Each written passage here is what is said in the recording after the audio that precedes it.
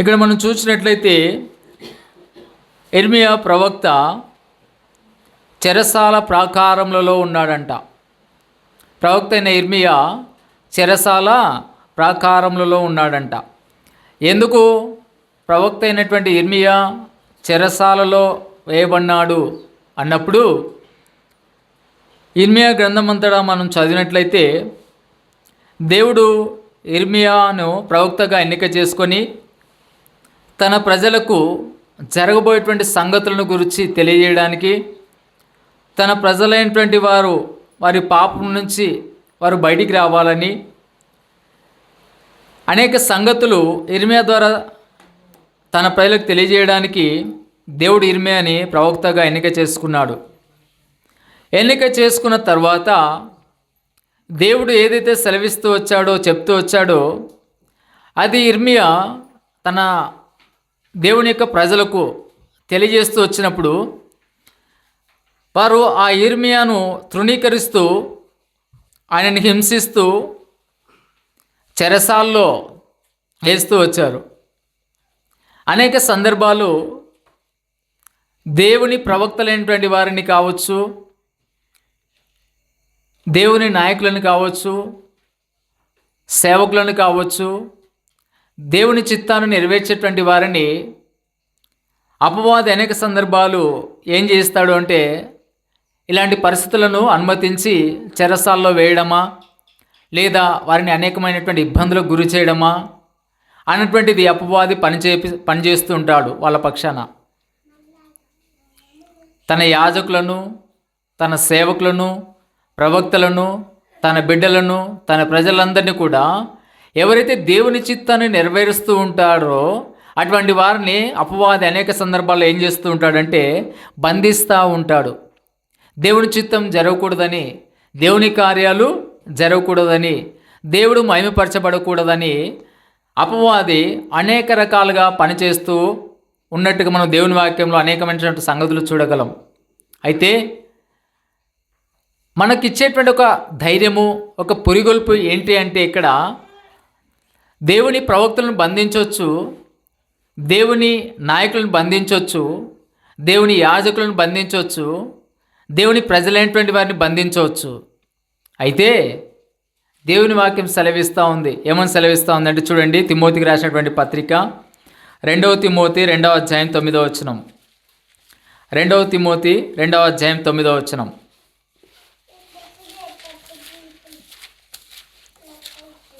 రెండవ తిమోతి 2వ అధ్యాయం 9వ వచనం.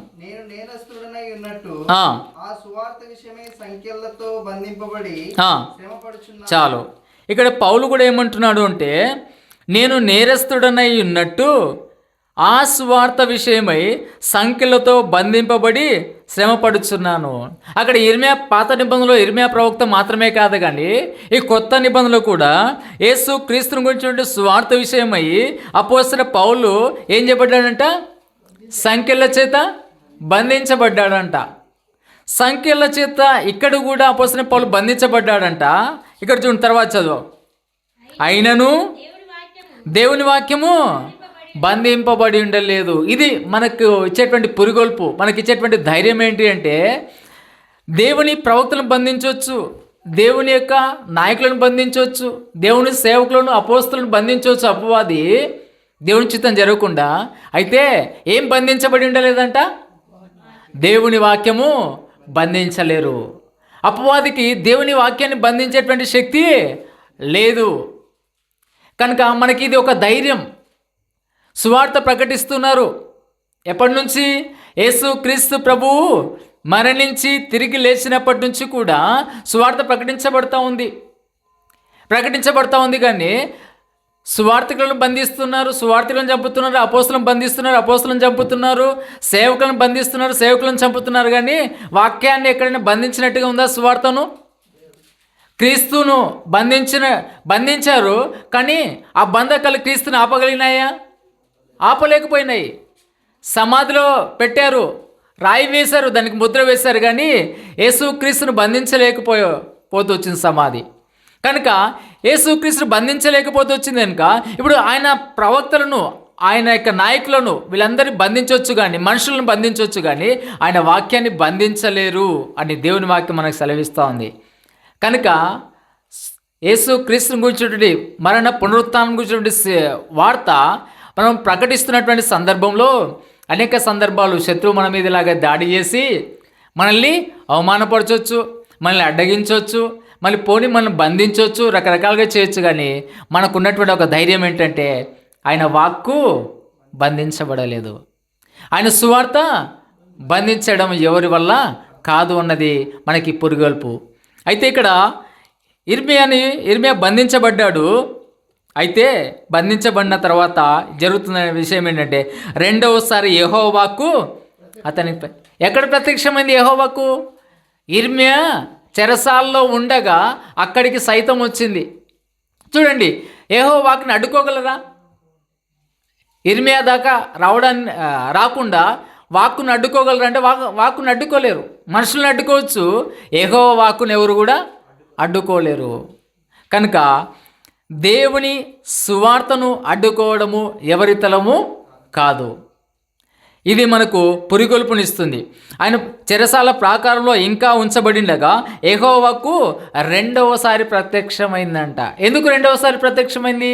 మొదటిసారి ఎక్కడ ప్రత్యక్షమైంది? చూడండి, ఈ ఇర్మియా గ్రంథం 32వ అధ్యాయము, ఇర్మియా గ్రంథం 32వ అధ్యాయము 26-27 వచనాలు.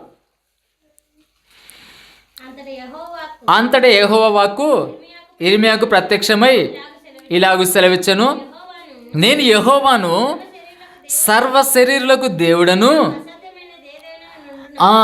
ఇర్మియా, నేను బంధించబడి ఉన్నాను, మరి నేను ఎలాగ బయటికి వెళ్ళగలను?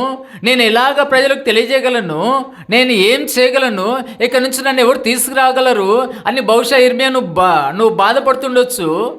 దేవుడు అంటున్నాడు, ఏమంటున్నాడంటే ఇర్మియాతో, నేను యెహోవాను ఇర్మియా, నేను యెహోవాను, నేను సర్వశక్తి గల దేవుడను,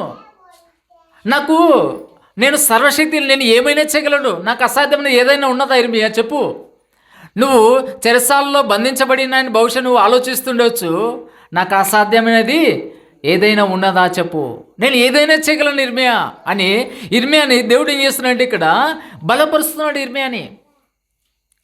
అనేక సందర్భాలు మన జీవితాల్లో కూడా నా ద్వారా సువార్త ప్రకటించబడడం లేదే, మనుషులను బంధిస్తూ ఉన్నారే, నా నోటికి చిక్కం వేస్తూ ఉన్నారే, నా కాళ్ళకు బంధకాలు వేస్తూ ఉన్నారే, నా చేతులకు బంధకాలు వేస్తూ ఉన్నారే, నేను ఎక్కడికి వెళ్ళకుండా ఏమి చేయకుండా మనుషులు నేను చేసేటువంటి పరిచర్యకు అడ్డం తగులుతూ ఉన్నారే, ఇంతేనంగా నేను అని అనేక సందర్భం మనం కూడా ఏం చేస్తామంటే దేవుడు మనకి ఇచ్చినటువంటి వాక్యాన్ని, వర్తమానాన్ని ఇతరులకు తెలియజేయడానికి, ఏదైనా స్వార్థ తెలియజేయడానికి ఇవన్నీ బంధకాలు ఉన్నప్పుడు మనం కూడా ఏం చేస్తామంటే కొన్ని సందర్భాలు కుంగిపోయేటువంటి వారంగా ఉంటాం.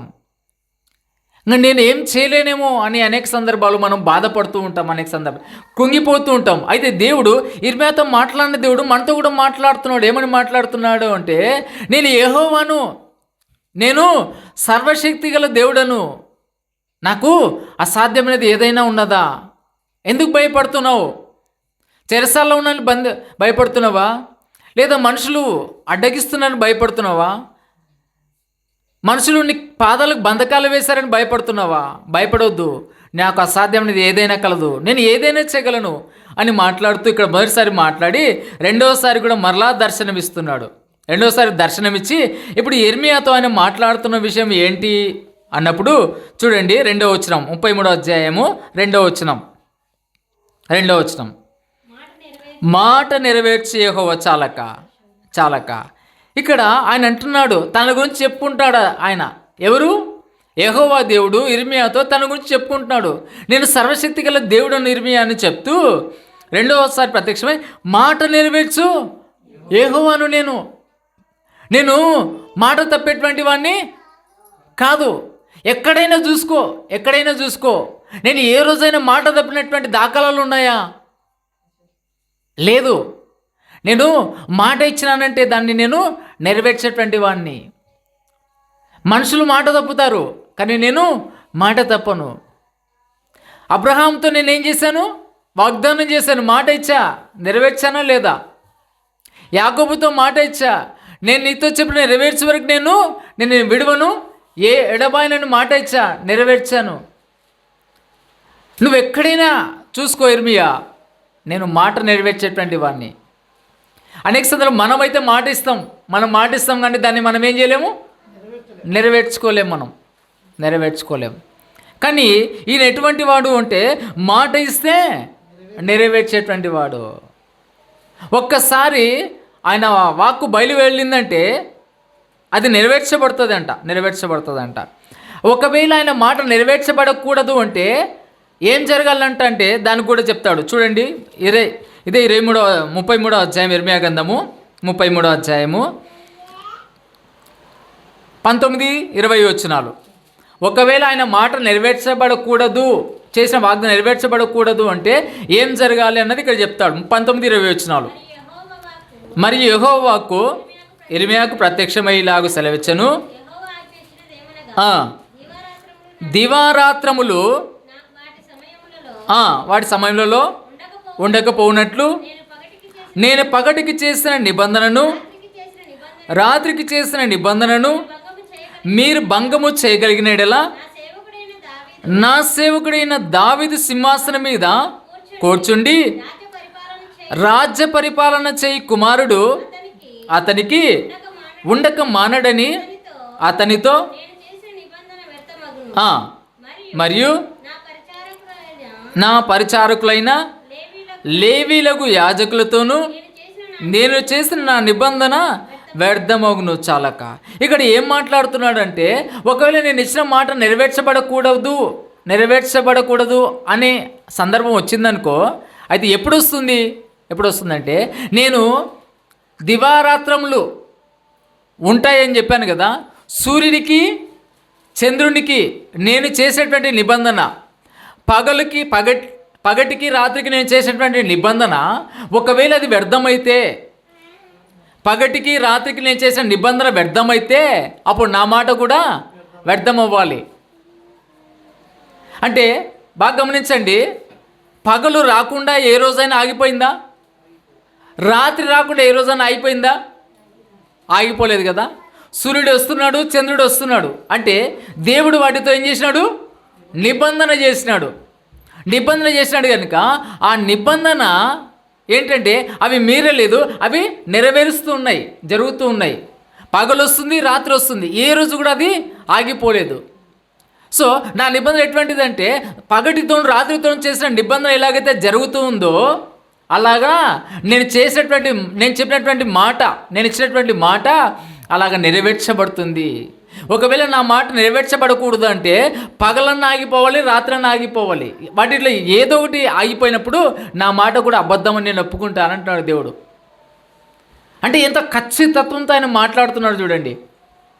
ఇక్కడ అంటాడు, మరలేమంటాడంటే దావీదుతో నేను చేసిన నిబంధన.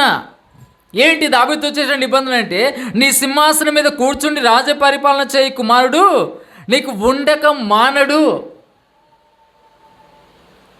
దావీదుతో చేసిన నిబంధన మీరిందా? ఇప్పుడు ఏమైనా మీరే లేదు. ఎందుకు మీరలేదు? ఆ దావీదు యొక్క సింహాసనం మీద కూర్చుండేటువంటి వాడు సొలొమోను తర్వాత అలాగ వస్తూ వచ్చారు. అయితే యేసుక్రీస్తు ప్రభువు ఆ సింహాసనం మీద కూర్చుంటాడు. యేసుక్రీస్తు ప్రభు వారు ఆ సింహాసనం మీద కూర్చుంటాడు. ఆ నిబంధన మీరే లేదు. అంటే ఆ నిబంధన ఆగిపోలేదు, నెరవేర్చబడకుండా ఆగిపోలేదు. అంటే ఈ మాట ఏంటంటే మనం చూసినటువంటి దాంట్లో మాట నెరవేర్చు యెహోవా, స్థిరపరచవాలంటే దాన్ని నిర్మించువాడు. కనుక మాట ఇస్తే ఆయన ఎటువంటి వాడంటే నెరవేర్చేటువంటి వాడు. నువ్వు వెళ్ళు, నువ్వు చెయ్యి, నువ్వు కట్టు అంటే ఆయన చెప్పాడంటే అది నెరవేరుస్తాడు, చేసేస్తాడు. ఆయన నిబంధనలో నుంచి తొలగిపోయేటువంటి వాడు. మనమైనా దానిలోంచి తొలగిపోవచ్చేమో కానీ, మనమైనా ఆ మాటను మర్చిపోవచ్చేమో కానీ ఆయన ఎన్నటికీ కూడా మరువడు. అది జ్ఞాపకం చేసి దాన్ని బట్టి మనం ధైర్యం తెచ్చుకోవాలి. ఇర్మియాతో అంటున్నాడు, నేను మాట నెరవేర్చేటువంటి వాడిని అని మాట్లాడుతున్నాడు. కనుక మనం ఆయన దగ్గరికి ప్రార్థన చేయడానికి, ఆయన చెంతకు వచ్చినప్పుడల్లా మనం ఏం జ్ఞాపకం చేసుకోవాలంటే నాతో మాట ఇచ్చినటువంటి వాడు సర్వశక్తి గల దేవుడు, ఆయనకు అసాధ్యమైనది ఏదీ లేదు అనేటువంటి ధైర్యం, భరోసా మనం తెచ్చుకోవాలి. ఒకవేళ ఆయన మాట, ఆయన నిబంధన మనకు లేదనుకో, ఈ భరోసా మనకు రాదు. కనుక అందుకే మనం ఏంటంటే ఏ పని చేయాలన్నా కూడా వాగ్దానము, దేవుని యొక్క మాట మనకు చాలా అవసరం. ఆ మాట ఉందంటే పర్వతము తొలగిపోయిన మెటల్ తత్తరిల్లా ఆయన కృప మనల్ని విడిచిపోదు. కనుక మొదటిది విషయం ఏంటంటే మనం ధైర్యం తెచ్చుకోవడానికి, ఆయన చెంతకు ప్రార్థన చేయడానికి వచ్చినప్పుడల్లా మనకు కలిగేటువంటి ధైర్యం ఏంటంటే ఆయన మాట నెరవేర్చేటువంటి యెహోవా. రెండవది ఏంటంటే ఇది 2వ వచనంలో, స్థిరపరచవలని దాన్ని నిర్మించు యెహోవా.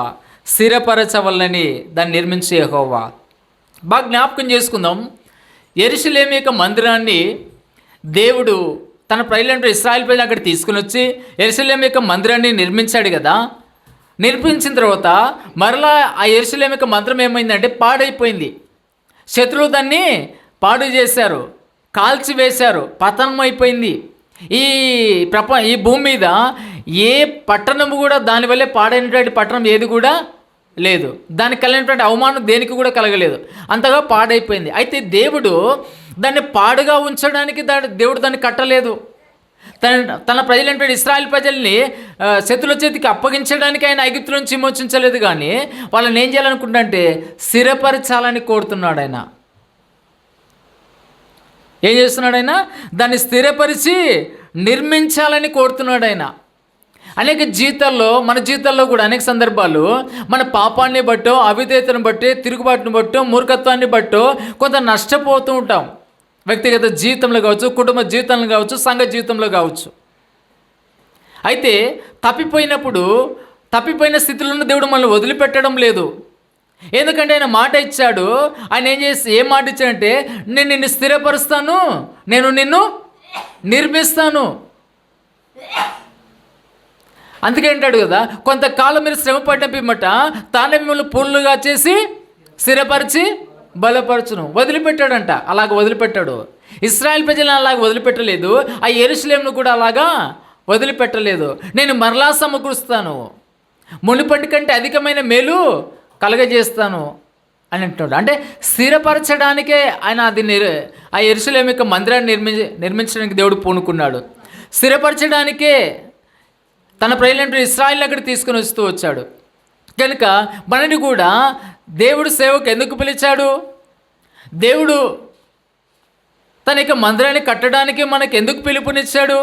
తన సేవ చేయడానికి ఎందుకు పిలుపునిచ్చాడు? తన మరణ పునరుత్థానం గురించినటువంటి సువార్త ప్రకటించడానికి ఎందుకు పిలుపునిచ్చాడు? స్థిరపరిచి నిర్మించడానికి. అది ఏదైనా కావచ్చు, స్థిరపరిచి నిర్మించడానికి ఆయన మనల్ని పిలిచాడు. దాన్ని బట్టి మనం ధైర్యం తెచ్చుకోవాలి. ఆయన పాద సన్నిధికి వచ్చినప్పుడల్లా, ప్రభు నువ్వు నాకు మాట ఇచ్చావు కదా, నన్ను స్థిరపరిచి నిర్మిస్తానని నువ్వు నాతో మాట్లాడావు కదా అని ఇటువంటి భరోసాతో ఆయన పాద సన్నిధికి వచ్చినప్పుడు ఆయన మనల్ని బట్టి ఎంతో సంతోషించేటువంటి వాడిగా ఉన్నాడు. ఈయన ఎటువంటి వాడు అంటే మొట్టమొదటిగా మాట ఇచ్చి నెరవేర్చేటువంటి వాడు. రెండవది దాన్ని స్థిరపరిచి నిర్మించేటువంటి వాడు, ఇది రెండవది. మూడవది ఏంటంటే చూడండి, యెహోవా అను ఆయన ఎటువంటి వాడు అంటే యెహోవా అను నామం కలిగినటువంటి వాడు. యెహోవా అను నామం అంటే ఏంటంటే ఉన్నవాడు, అనువాడు. ఈయన సెల్ఫ్ ఎగ్జిస్టింగ్ గాడ్. ఈయన ఏ దేవుడు అంటే సెల్ఫ్ ఎగ్జిస్టింగ్ గాడ్, అంటే ఉన్నవాడు, ఆయన ఉనికిలో ఉన్నటువంటి వాడు. మనం మొరపెట్టడానికి వచ్చేది లేని దేవునికి కాదు, మాయా స్వరూపునికి కాదు, చెవులుండి కూడా వినలేనటువంటి దేవునికి కాదు. ఈయన ఎటువంటి దేవుడు అంటే ఉన్నవాడు, ఉనికిలో ఉన్నటువంటి వాడు. ఈయన చలనం కలిగినటువంటి వాడు. ఈయన ఎటువంటి దేవుడు అంటే చెవులుండి వినేటువంటి వాడు, ఈయన నోరుండి మాట్లాడేటువంటి వాడు, కన్నులుండి చూచేటువంటి దేవుడు, చేతులుండి తాకేటువంటి దేవుడు, కాళ్ళుండి నడిచేటువంటి దేవుడు. నడవలేదా ఈ భూమి మీద? ఇదే భూమి మీద, ఇదే ఆకాశం, ఇదే ఆకాశం కింద, ఇదే భూమి మీద 2025 సంవత్సరాల క్రితం యేసు క్రీస్తు ప్రభు నడవలేదా ఇదే భూమి మీద?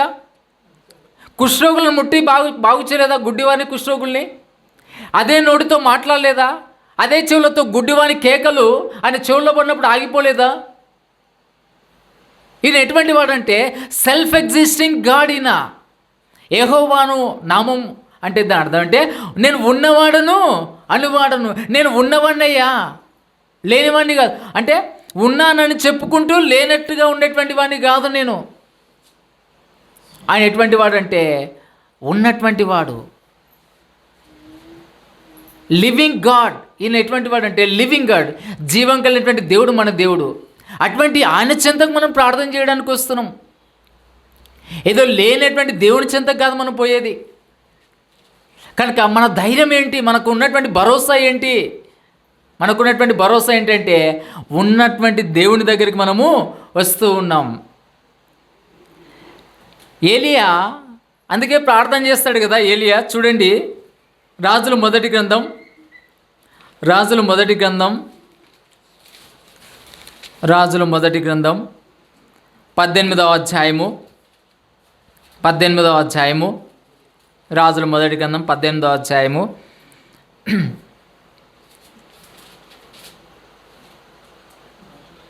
21వ వచనం. ఏలియా జనులందరి దగ్గరకు వచ్చి, ఎన్నాళ్ళ మట్టుకు మీరు రెండు తలంపుల మధ్య తలబడుచుందురు? యెహోవా దేవుడైతే ఆయన అనుసరించుడి, బయలు దేవుడైతే వారిని అనుసరించుడని ప్రకటన చేయగా జనులు అతనికి ప్రత్యుత్తరమియగా ఒక మాట అయినను పలకకపోయి, యెహోవా దేవుడైతే ఆయన అనుసరించండి, బయలు దేవుడైతే ఆయన అనుసరించండి అని చెప్తూ వాళ్ళకి ఒక సవాల్ విసురుతా ఉన్నాడు. ఎటువంటి అంటే నేను నా దేవుని పక్షాన ప్రార్థన చేస్తాను, మీరు మీ దేవుని పక్షాన ప్రార్థన చేయండి. ఎవరు ఉన్నవాడో ఎవరు లేనివాడో ఇది నాన్న రుజువు చేద్దాం. ఏ దేవుడు ఉనికిలో ఉన్నాడో, ఏ దేవుడు వింటాడో, ఏ దేవుడు ప్రత్యుత్తరం ఇస్తాడో ఆయనను ఇది నాన్న మనము తెలుసుకుందాం అనేసి సవాల్ చేశాడు. సవాల్ చేసి ఆయన మొదటిగా వాళ్ళకి అవకాశం ఇచ్చాడు. అవకాశం ఇచ్చిన తర్వాత వాళ్ళు ప్రార్థన చేస్తున్నారు. వాళ్ళు ఏం చేస్తున్నారంటే వాళ్ళు చేయగలిగేదంతా అంతా చేస్తుండగా ఆయన అంటాడు, ఏమంటాడంటే చూడండి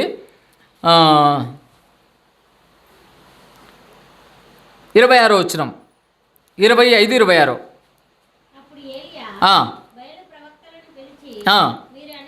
మీరు అనేకులైనారు గనుక మీరే మొదట ఒక ఎద్దును కోరుకొని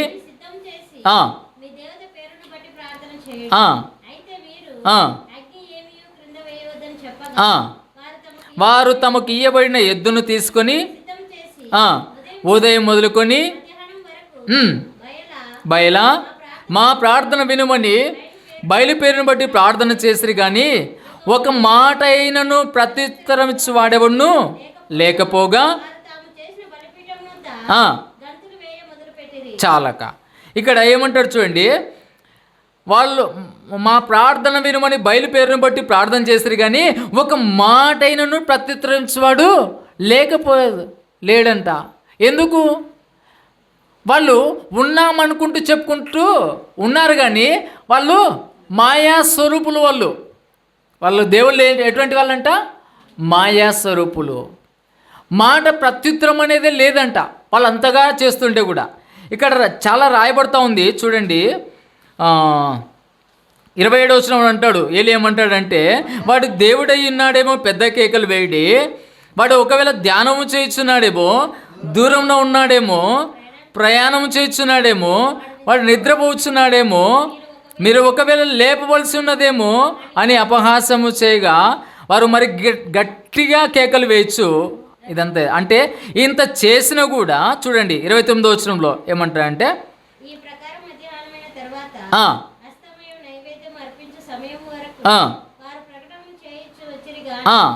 మాట అయినను ప్రత్యుత్తరమిచ్చు వాడైనను లక్ష్యము చేసిన వాడైనను లేకపోయాను. ఏమి దేవుళ్ళు అని చెప్పుకుంటారు కదా, మరి ఏమో ఒక మాట కూడా ప్రత్యుత్తరం వేయలేడా? ఏం తన ప్రజలైన వారు అంతగా మొరపెడుతుంటే లక్ష్య పెట్టలేడా?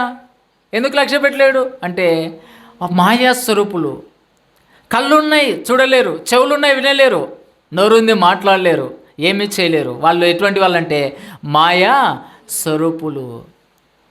ఇదంతా జరిగిన తర్వాత ఏలియా ప్రార్థన చేస్తాడు. ప్రార్థన చేసిన తర్వాత ఆకాశం నుండి అగ్ని దిగి వచ్చి ప్రత్యుత్తరం ఇస్తూ వచ్చింది. ఈయన ఎటువంటి వాడంటే యెహోవా అను నామం కలిగినటువంటి వాడు, సెల్ఫ్ ఎగ్జిస్టింగ్ గాడ్, ఉనికిలో ఉన్నటువంటి దేవుడు ఈయన. ఈయన మొరపెట్టగానే ఉత్తరం ఇచ్చేటువంటి వాడు ఈయన మన దేవుడు. ఈయన ఎక్కడో దాగి ఉండేటువంటి వాడు, చెవులు మూసుకునేటువంటి వాడు, ఇంకోటి చేసేటువంటి వాడు కాదు. మనం ఎవరి దగ్గరికి ప్రార్థన చేయడానికి ఎవరి చెంతకు వస్తున్నామంటే ఉనికిలో ఉన్నటువంటి దేవుని దగ్గరికి మనం ఆయన చెంతకు వస్తున్నాం. కనుక ఇది మన భరోసా ఏంటి? దేని నిమిత్తమైనా సరే ఆయన పాదాల చెంతకు వచ్చినప్పుడు మనము కలిగి ఉన్నటువంటి ఒక గురుతరమైనటువంటి బాధ్యత, లేదా మనం కలిగి ఉండాల్సినటువంటి విషయం ఏంటంటే, నా దేవుడు ఎటువంటి వాడు అంటే ఉనికి కలిగి ఉన్నటువంటి వాడు, ఆయన చలించేటువంటి వాడు, ఆయన మాట్లాడేటువంటి వాడు, నా ప్రార్థనకు ప్రత్యుత్తరం ఇచ్చేటువంటి దేవుడు అన్నటువంటి ధైర్యము, భరోసా మనం కలిగి ఉండాలి. ఎటువంటి వాడైనా యెహోవా అను నామం కలిగినటువంటి వాడు. ఈ ఏలియా అది రుజువుపరుస్తూ వచ్చాడు. ఇది మూడవ విషయం. మొదటిది ఏంటి?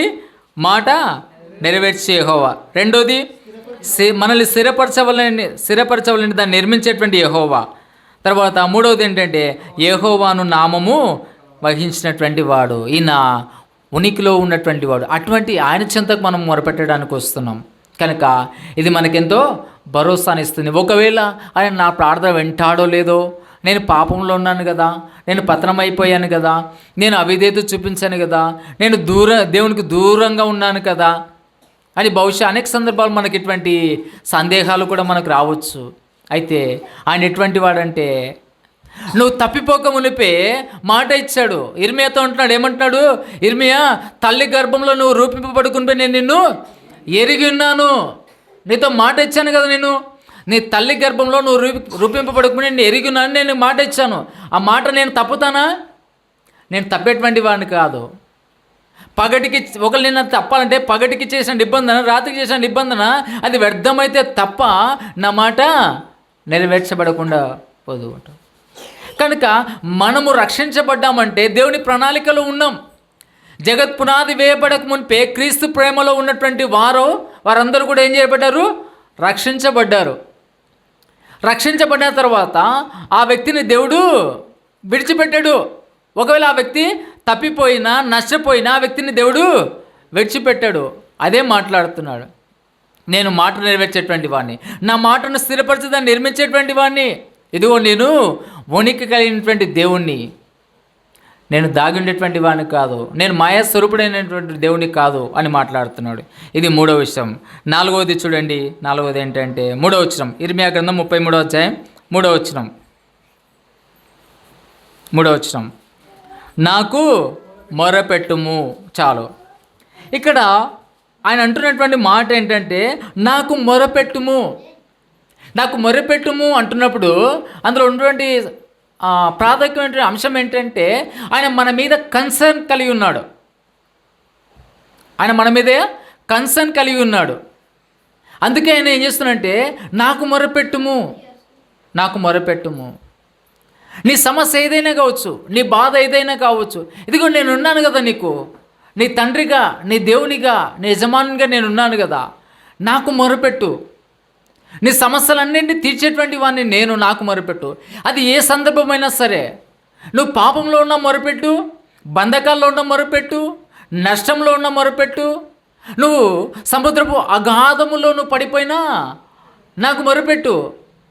కాల్ అంటూ మీ, ఎందుకంటే నేను నీ మీద కన్సర్న్ కలిగి ఉన్నాను. నేను ఎవరైనా అంటారండి ఇలాగా మనతో? ఒకవేళ మనము పాపం చేసి పతనమైపోయి, లేదా వాళ్ళకి ఏదైనా నష్టం కలిగించామనుకోండి, వాళ్ళు మనల్ని అంటారా, నాకు ఫోన్ చేయి ఎప్పుడైనా అని అంటారా? చెప్పండి, ఫోన్ చేయంటారా? అన్నారు. ఒకవేళ మనకి ఏదైనా నష్టం కలిగజేసి దూరంగా వెళ్ళిపోయిన తర్వాత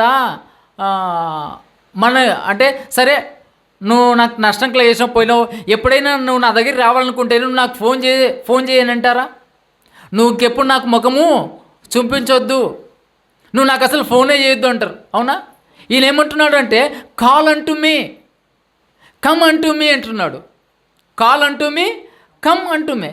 కాల్ అంటూ అంటే నాకు మొరపెట్టడమే కాదు కానీ నా దగ్గరకు రా అంటున్నాడు. పాత నిబంధనలో కాల్ అంటూ మీ అంటున్నాడు, కొత్త నిబంధనలో కమ్ అంటూ మీ నా దగ్గరికి రా. ఎవరంటాడు నా దగ్గరికి రాని? ఆదాములో నష్టపోయిన వారందరినీ, గెంటి వేయబడిన వారందరినీ ఏమంటున్నాడు? నా యొద్దకు రండి. ఎటువంటి దేవుడు చూడండి ఈయన. ఎందుకంటే ఆయన ప్రతి ఒక్క మనుషుల మీద కన్సర్న్ కలిగి ఉన్నాడు. ఇద్దరు పాపం చేసినటువంటి వారి మీద ఇటువంటి కన్సర్న్ చూపించరు, ఇటువంటి ప్రేమ ఆప్యాయత చూపించరు. దూరం అయిపోయినటువంటి వారిని చూపించలేరు. ఏదో అనాలోచితంగానో ఏదో కారణాన్ని బట్టో దూరం అయిపోవడమో నష్టపోవడమో ఏదో చేసింటాం. అయితే ఆ కారణాన్ని బట్టి నువ్వు నాకు ఫోన్ చేయొద్దు, నీ ముఖం నాకు చూపించొద్దు, నా ఇద్దరికి రావద్దు అని అనగలమా? అలాగంటే మనం దేవుని బిడ్డలం ఎప్పటికీ కూడా కాలేమో. ఒకవేళ అదే మాట మనల్ని దేవుడు అంటే మన పరిస్థితి ఏంటి ఒకసారి ఆలోచిద్దాం. కానీ మన దేవుడు ఎటువంటి వాడంటే కాల్ అంటూ మీ, నువ్వు ఏ స్థితిలో ఉన్నా కూడా నాకు మొరపెట్టు. ఎటువంటి దేవుని దగ్గరికి మనం వస్తున్నాం. ఏ పరిస్థితుల్లోనైనా కూడా, ఎంత పాడైపోయినా కూడా. చూడండి, ఒక మాట ఆలోచిద్దాము.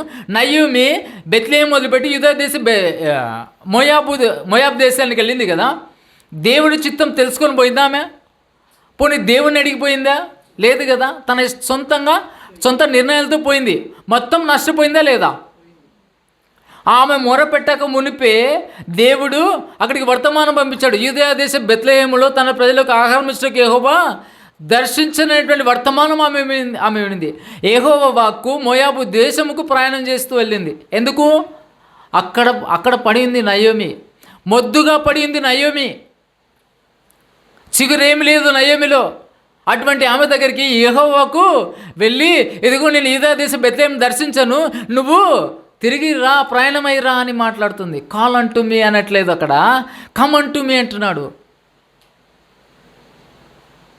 ఇటువంటి దేవుని చెంతకు మనం వస్తున్నాం ప్రార్థన చేయడానికి. కొందరు అనుకుంటారు వాళ్ళ ఏంటంటే గిల్టీ ఫీలింగ్, నేను దేవుని దగ్గరికి ఏ ముఖం పెట్టుకొని రాగలను, నేను దేవుని దగ్గర ఏమని ప్రార్థన చేయగలను, నా ఇంత పాపాత్మురాలు ఎవరు లేదు, నా ఇంత పాపాత్ముడు ఎవరు లేడు, నేను ఎంతో నష్టం కలిగజేసినటువంటి వ్యక్తిని అని మన మీద మనకి గిల్టీ ఫీలింగ్ కలుగుతుంటుంది. అది అపరాధ భావము. దేవుడు దాన్ని చూడడం లేదు. నువ్వు అట్టడుగు స్థితిలోకి పోయినా కూడా అక్కడి నుంచి సహా నాకు మొరపెట్టుకుంటా. సొలొమోను ప్రార్థన చేసేటప్పుడు ఏమంటాడు? నీ ప్రేలేటువంటి వారు ఇక్కడి నుంచి పాపం చేసి నీకు దూరమై వెళ్ళిపోయినప్పుడు సైతం యెరూషలేము తట్టు వాళ్ళు చేతులెత్తి అక్కడ యెరూషలేము తట్టు కిటికీలు తెరిచిలాగా ప్రార్థన చేసినప్పుడు నువ్వేం చేస్తావు? వాళ్ళ మొర వింటావు అని ప్రార్థన చేస్తున్నాడు. వినడా మన దేవుడు? వింటాడు. అదే మాట్లాడుతున్నాడు ఏంటంటే, నాకు మొర పెట్టుము. మరి ఈ దినాన్ని మనం ఎలాగున్నాం?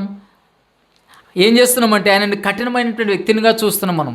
నేను ప్రార్థన చేస్తే వినడేమో, ఆయన దగ్గరికి పోతే నన్ను చేర్చుకోడేమో, ఇలాంటి అపరాధ భావంతో గిల్టీ ఫీలింగ్తో మనము ఇంకా దేవునికి దూరంగానే ఉండిపోతున్నాం. దేవుడు అంటున్నాడు కాల్ అంటూ మీ, కమ్ అంటూ మీ. అటువంటి దేవుడు మన దేవుడు. సరే, ఈ మాట చెప్పినటువంటి ఆయన మరలా ఏమంటున్నాడంటే చూడండి, ఇదే 3వ వచనంలో, నాకు మొరపెట్టుము నేను నీకు ఉత్తరం ఇచ్చేదను. కాల్ అంటూ మీ అంటే దాని అర్థం ఏంటంటే ఏమంటున్నా అంటే చూడండి, యోహాను సువార్త 16వ అధ్యాయం 23-24 వచనాలు. యోహాను సువార్త 16వ అధ్యాయము 23-24 వచనాలు.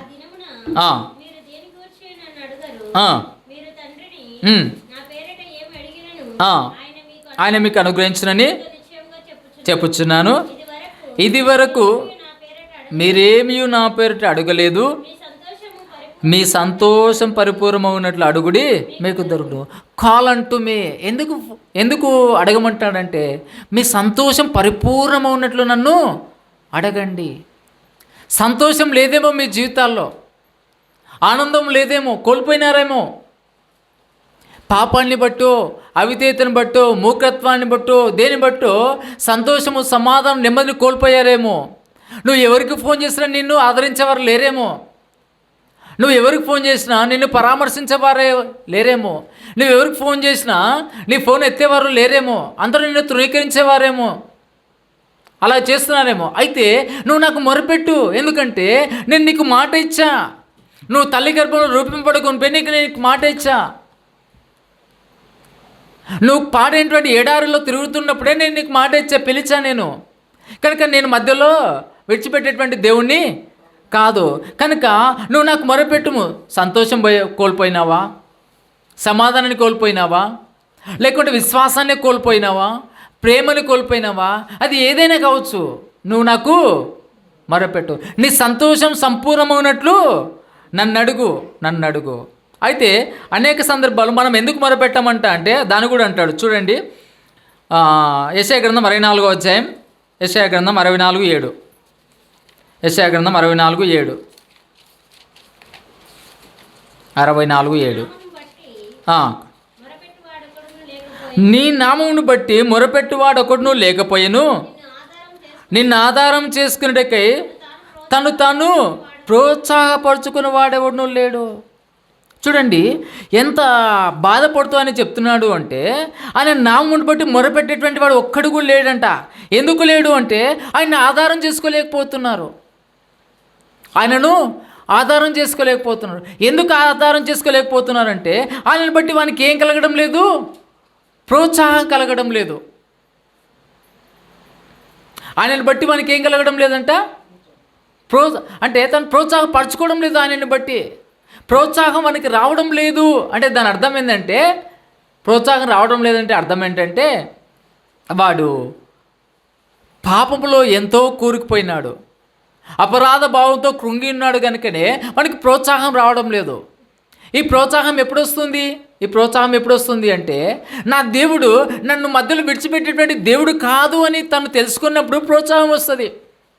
నా దేవుడు మాట ఇచ్చాడు కదా, మాట ఇచ్చిన దేవుడు నెరవేర్చేటువంటి వాడు మరలా నేను పాడైపోయినా నన్ను స్థిరపరిచి నిర్మించాలని ఇష్టపడుతున్న దేవుడు కనుక ఆయన దగ్గర నేను పోవాలని ప్రోత్సాహం తెచ్చుకున్నప్పుడు అప్పుడు మొరపెడతాడు.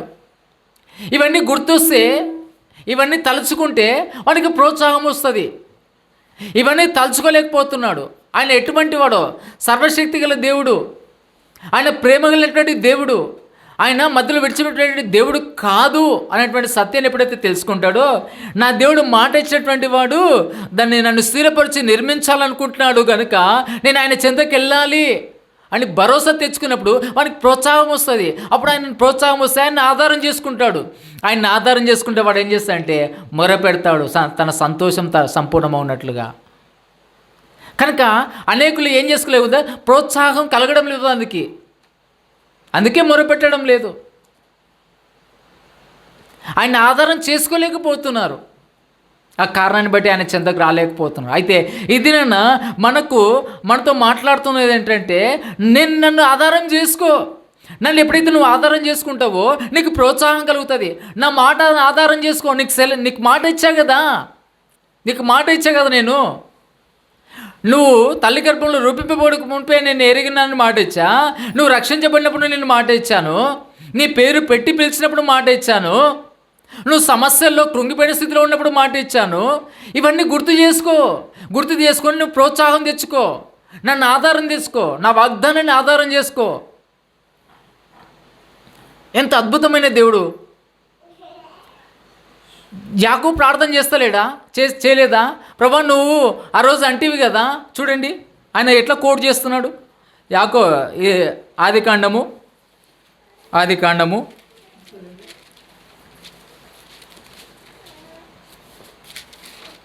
32వ అధ్యాయము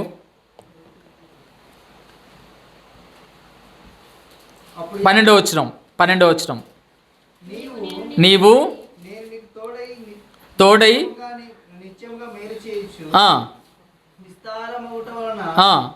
లెక్కింపలేని సముద్రపు ఇసుక వలె సెలవిచ్చితివే. నువ్వు మాట ఇచ్చితివే. అదే నాకు ప్రోత్సాహం, అదే నాకు ఆధారం. కనుక దాన్ని బట్టి నేను మొరపెడుతున్నాను. ఇది కదా, ఇటువంటి మాట ఎప్పుడైతే మనం జ్ఞాపకం చేసుకుంటామో మనకేం కలుగుతుందంట? ప్రోత్సాహం కలుగుతుంది. కానీ కొందరికి ప్రోత్సాహమే కలగదు. ఎందుకంటే వాళ్ళకి ఏ మాటలైనా సెలవిచ్చిన మాట ఏవి గుర్తుండవు. మనుషులు మాట్లాడిన మాటలు గుర్తొస్తాయి, తిట్టిన మాటలు గుర్తొస్తాయి, కానీ దేవుడు చేసిన వాగ్దానాలు గుర్తుకు రావు. అది కనుక నువ్వు నాకు మొరపెట్టుము. కొంతమందికి ఆ ప్రోత్సాహం లేదు. మనం ప్రోత్సాహం తెచ్చుకోవాలి ఆయన ఇచ్చినటువంటి మాటను బట్టి. ఆధారం చేసుకోవాలి, ఆ మాటను, ఆ వాగ్దాన్ని ఆధారం చేసుకొని మొరుపెట్టినప్పుడు మన సంతోషం ఏం చేస్తాడంట ఆయన? సంపూర్ణం చేస్తాడంట. ఇది తర్వాత చూడండి, ఇర్మియా గ్రంథం 33వ అధ్యాయము. ఇర్మియా గ్రంథం 33వ అధ్యాయము. నాకు మొరపెట్టుము, నేను నీకు ఉత్తరం ఇచ్చేదను. ఇక్కడ బాగా గమనించాలి, ఉత్తరం ఇచ్చేదను, నీవు నాకు మొరపెట్టుము నేను నీకు ఉత్తరం ఇచ్చేదను అన్నటువంటి విషయంలో దాంట్లో ఎంత లోతైనటువంటి సత్యము దాగి ఉంది అంటే, ఉదాహరణకి ఎవరైనా మన బంధువులు కాదు, ఎవరైనా కావచ్చు, నీకు ఏదైనా అవసరమైతే, నీకు ఏదైనా సమస్య అయితే, అన్న నాకు ఫోన్ చేయండి నేను నీకు సహాయం చేస్తాను అని మాట ఇచ్చినారనుకోండి, అందరూ చేస్తారా? ఒకవేళ ఇక్కడ రెండు విషయాలు ఉన్నాయి. ఏంటంటే, ఫోన్ చేసిన తర్వాత వాళ్ళు సహాయం అంటే నువ్వు నాకు మొరపెట్టు నేను నీకు ఉత్తరం ఇచ్చేదని అన్నప్పుడు దాని అర్థం ఏంటంటే, కొంతమందికి చేసే మనసు ఉంటుంది కానీ చేసే కెపాసిటీ ఉండదు, సామర్థ్యత ఉండదు. కొంతమందికి చేసే సామర్థ్యత ఉన్నా మనసు ఉండదు. అర్థమైందా? కొంతమందికి చేసే కెపాసిటీ ఉంటుంది కానీ మనసు ఉండదు. కొంతమందికి చేసే మనసు ఉంటుంది కానీ వాళ్ళకి ఏముండదు. అది అర్థమైందా? ఒకటి ఉంటే ఒకటి ఉండదు మనకి, అంతే కదా? ఒకటి ఉంటే ఒకటి ఉండదు మనకి. కానీ ఈయన ఎటువంటి వాడు అంటే, నువ్వు నాకు మొరపెట్టుము నేను నీకు ఉత్తరం ఇచ్చదంటే రెండు కలిగినటువంటి వాడు ఈయన. పొటెన్షియాలిటీ కలిగినటువంటి దేవుడు ఈయన, కెపాసిటీ కలిగినటువంటి దేవుడు. మాట ఇచ్చే ఒట్టి మాటలు మాట్లాడేటువంటి దేవుడు కాదు మన దేవుడు. ఆ మాట నెరవేర్చేటువంటి వాడు, ఉత్తరం ఇచ్చేటువంటి వాడు. అందుకే భర్తిమయ్యి ఏం చేశాడు? యేసు ప్రభుని పిలిచాడు. దావీదు కుమారుడా యేసు నన్ను కరుణించుము అన్నప్పుడు యేసు ప్రభు ఏం చేశాడు? యేసు ప్రభుని ఎందుకు అడిగినాడు ఆ మాట? సరే అడిగినాడు నన్ను కరుణించమని. అప్పుడు యేసు ప్రభు అడుగుతాడు ఏమంటే, నేను నీకు ఏమి చేయగోరుచున్నావు అని అడిగినప్పుడు ఏమడిగినాడు ఆ వ్యక్తి? ఏమడిగినాడక? గుడ్డి భిక్షకుడిని భర్తిమయ్యి యేసు ప్రభుని ఏమడిగినాడు? దృష్టి అడిగినాడు కదా. వాస్తవానికి మనుషులందరినీ ఏమడుగుతున్నాడు ఆ వ్యక్తి? మనుషులందరినీ ఏమని అడుగుతున్నాడు? చెప్పండి అక్క. భిక్షం అడుగుతున్నాడు కదా, అంతే కదా. కానీ యేసు ప్రభు దగ్గరికి వచ్చినప్పుడు ఏమడుగుతున్నాడు? ఎందుకు అడుగుతున్నాడు? మనుషుల్ని ఎప్పుడు మనుషుల్ని అడగలేనా, నాకు చూపుతాయి, డాక్టర్లను అడగలేదు. ఇప్పుడు ఈయనను మాత్రము యేసు ప్రభుని ఏమడుగుతున్నాడు? నాకు దృష్టి దయచేయి. ఎందుకు అడుగుతున్నా అంటే ఆయన మాత్రమే అది చేయగలడు. ఆయనకు ఆ కెపాసిటీ ఉంది. అందుకే ఆయనకు ఆ కెపాసిటీ ఉంది కనుక ఆయన డైరెక్ట్ డబ్బులు అడగడం లేదు. ఏమడుగుతున్నాడు? నాకు దృష్టి దయచేయి ప్రభా. చిన్న అడగలే, అర్థమైందా? చిన్న డబ్బులు అడగలే, నాకు దృష్టి లేకపోయినా పర్లేదులే, నాకు డబ్బులు ఇయ్యి నా జీవితాన్ని తినుకుంటూ కూర్చుంటే అని అడగలే.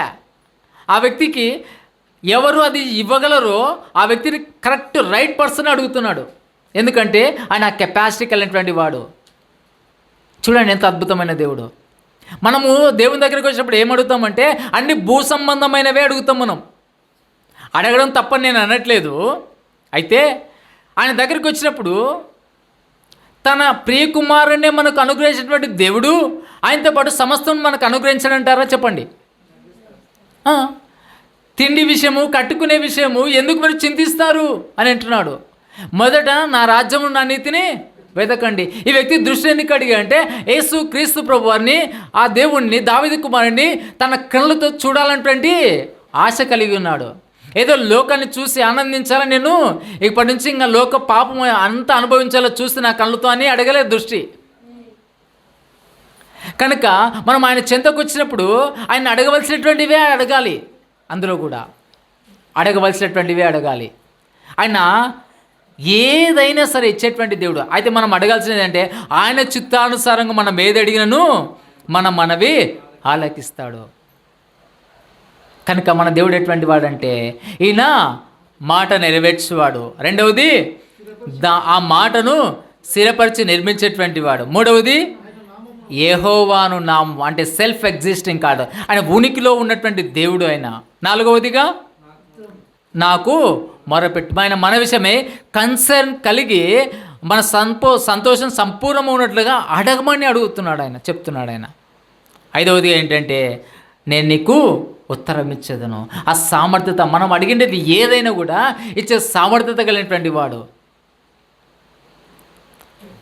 కనుక మనం చిన్న చిన్న వాటిని అడగాల్సినటువంటి అవసరం లేదు. మనం అడగకుండానే ఇస్తాడు దేవుడు. నా జీవితంలో అవి నేను చాలా చాలా చూసినాను, నా జీవితంలో కూడా. కనుక అడగకుండానే ఒక చిన్న ఎగ్జాంపుల్, నిన్న ఆదివారమే నేను పరిచయకి వెళ్ళడానికి నా బైక్లో పెట్రోల్ కొంచెమే ఉంది. నా దగ్గర కానుకోకుండా లేదు.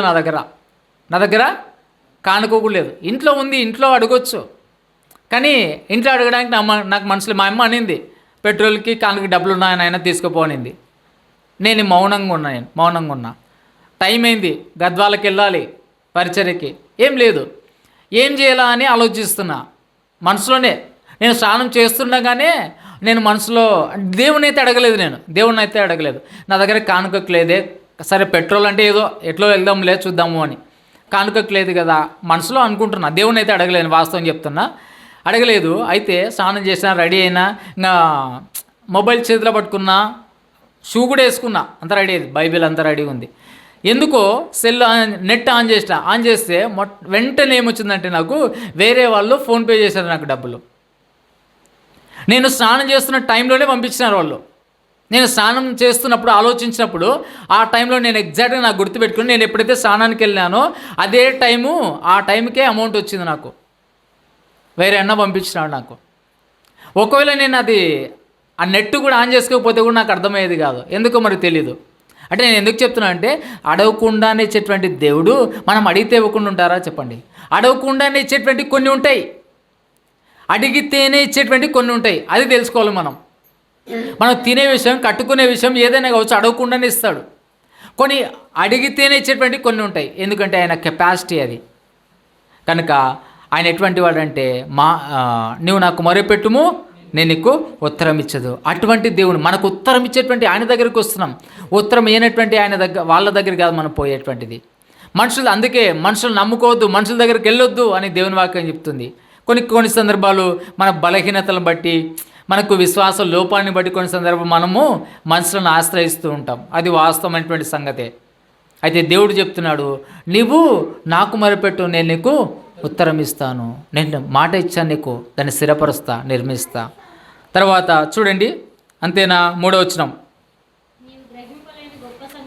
నీవు గ్రహింపలేని గొప్ప సంగతులను, గూఢమైన సంగతులను నీకు తెలియజేతురు. ఎటువంటి సంగతులు అంట? మనం గ్రహింపలేనటువంటివి అంట. మన గ్రాహ్యానికి మించినటువంటివి అవి, మన ఊహకు మించినటువంటివి. మీకు ఒక కళ వచ్చిందనుకోండి, అది మీకు అర్థమవుతుందాక చెప్పండి? మీ ఊహకే మించినటువంటి, మీ గ్రాహ్యానికే మించినటువంటి సాధారణమైనటువంటి సంగతులే మనకు అర్థం కావు కొన్ని. ఉదాహరణకి మన కుటుంబంలోనే ఏదో సమస్య జరుగుతుందనుకోండి, ఆ సమస్య ఎందుకు వచ్చిందో కూడా మనకు అర్థం కాదు. మన ఊహకి అర్థం కాదు కొన్ని సంగతులు. కానీ దేవుడు ఏం చేస్తాడంటే అవి సైతం మన ఊహకి, మన గ్రాహ్యానికి మించిన సంగతులను కూడా ఆయన మనకేం చేస్తాడంట, తెలియజేస్తాడంట. అయితే దానికి మనం ఏం చేయాలంటే మన మనసును అప్పగించుకోవాలి. మన మనసును అప్పగించుకున్నప్పుడు ఆయన మన గ్రాహ్యానికి మించిన సంగతులను మనకు బయలుపరుస్తాడంట. చూడండి, దానియేలు గ్రంథం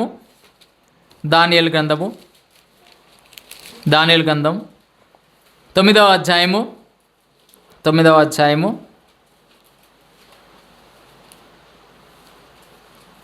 22వ వచనం. ఆ సంగతి నాకు తెలియజేసి ఇట్లా, నేను దానియేలు నేను వచ్చి తిని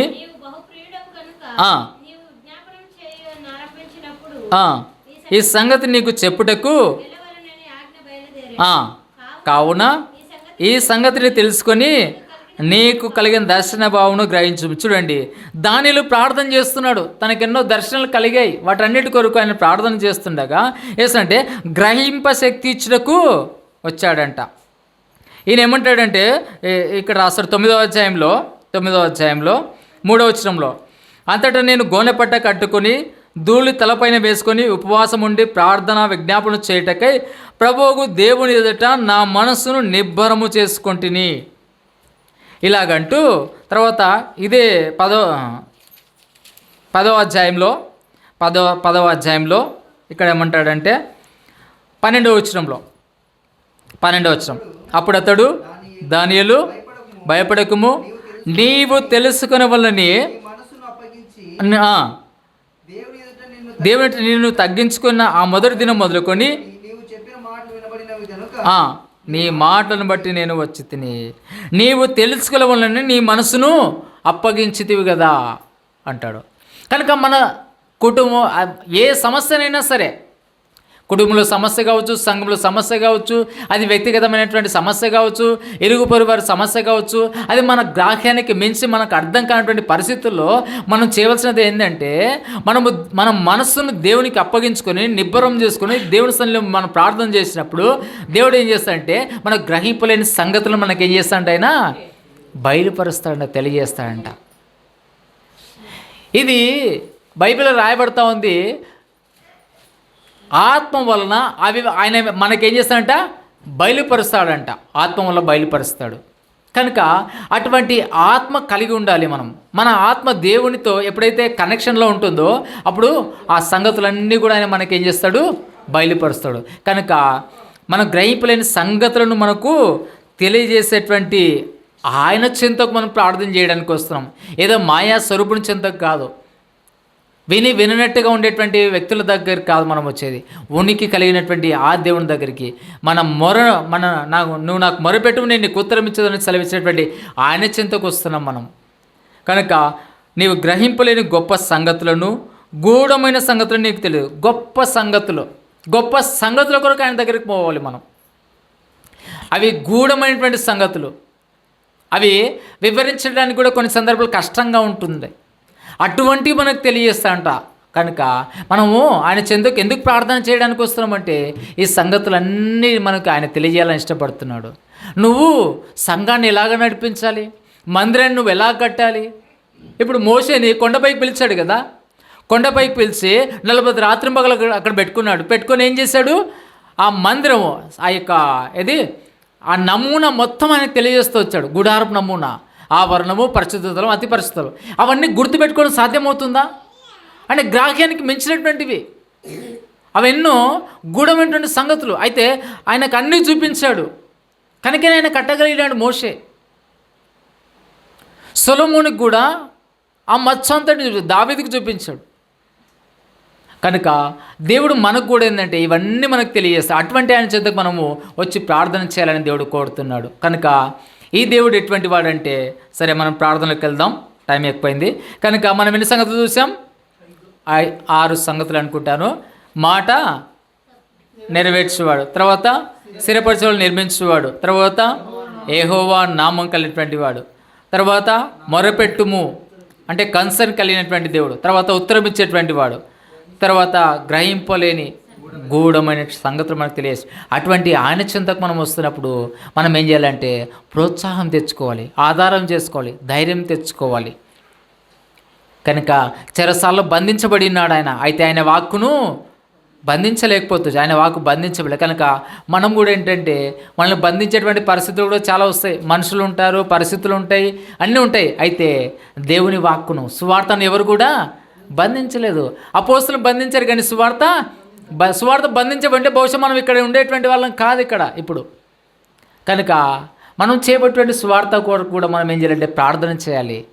మనల్ని బంధించవచ్చు పరిస్థితులు, ఆర్థిక పరిస్థితులు బంధించవచ్చు, అనారోగ్య పరిస్థితులు బంధించవచ్చు, మనల్ని మనుషులు బంధించవచ్చు, ఏవైనా బంధించవచ్చు.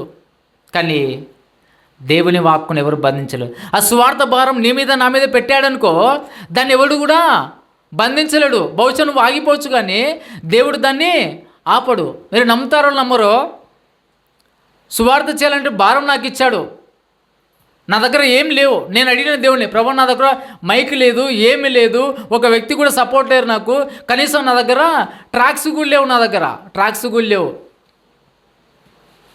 చాలా బాధపడుతూ వచ్చా. సువార్త చేయాలని నువ్వు చెప్తున్నావు, భారం ఉంది, కానీ ఏం చేయలేకపోతున్నాను. దేవుడు ట్రాక్స్ ఇచ్చినాడు, ట్రాక్స్ని పట్టుకొని వచ్చినాను ఈ సంఘంతో సహకారంగా సువార్త ప్రకటించాలని. తర్వాత దేవుడే ఇస్తాడు. యెహోవా ఈరే అనేటువంటి వాగ్దానం నాకు ఇచ్చాడు. నా జీవితకాలం అంతటికి అదే వాగ్దానం. దాన్ని పట్టుకొని నేను ముందుకెళ్తున్నాను. కనుక మనం ఏం చేయాలంటే ఆయన చింతకు వస్తున్నప్పుడు మనం ప్రార్థన చేయాలి. ప్రభా, నీ మనుషులను బంధించవచ్చు కానీ అపవాది నీ వాక్కును బంధించలేడు అనేసి సువార్త కొరకు కావచ్చు, మందిరం నిర్మాణం కొరకు కావచ్చు, ఆత్మల రక్షణ కొరకు కావచ్చు, దేవుని మందిరంలో పరిచయ కొరకు కావచ్చు, దేని కొరకైనా కావచ్చు, మనం ఏం చేయాలంటే ఆయన మాటను బట్టి ప్రోత్సాహం తెచ్చుకోవాలి, ఆధారం చేసుకోవాలి, మొరపెట్టాలి. అప్పుడు దేవుడు అందరినీ కూడా ఆయన వాడుకోగలడు. సంఘ నిర్మాణం కొరకు, ఆయన రాజ్యం కట్టబట్ట కొరకు వాడుకోవడానికి ఆయన ఎట్లా అంటే సంసిద్ధుడిగా ఉన్నాడు. కనుక మన దేవుడు ఎటువంటి వాడంటే ఉనికి కలిగినటువంటి వాడు, ఆయన మొరను ఆలకించేటువంటి వాడు. కనుక అటువంటి ఆయన చెంతకు మనం వస్తున్నాం. కనుక మనం ప్రార్థన చేద్దాం.